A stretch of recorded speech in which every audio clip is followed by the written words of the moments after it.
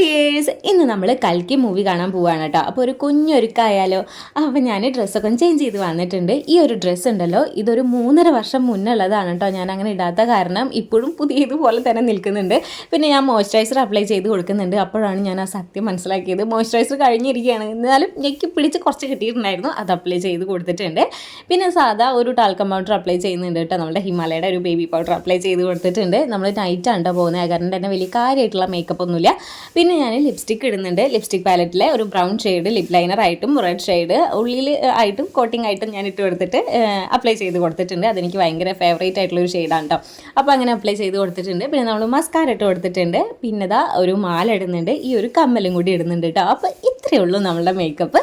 ഈ നമ്മൾ ഈ ഒരു ലുക്ക് നിങ്ങൾക്ക് ഇഷ്ടമായോ ഇല്ലെന്നുള്ളത് കമൻറ്റ് ചെയ്യാൻ മറക്കരുത്. പിന്നെ ജസ്റ്റ് മുടി ഒന്നിങ്ങനെ ജസ്റ്റ് ഒന്ന് ബൺ ചെയ്ത് വെക്കുന്നുണ്ട് കേട്ടോ. പിന്നെ നമ്മൾ പോകാൻ കുറച്ചൊന്ന് ലേറ്റ് ആയ കാരണം ഞാൻ വേഗം പോട്ടെ കേട്ടോ. പിന്നെ ചാനൽ സബ്സ്ക്രൈബ് ചെയ്യാൻ മറക്കല്ലേ കേട്ടോ. ബൈ.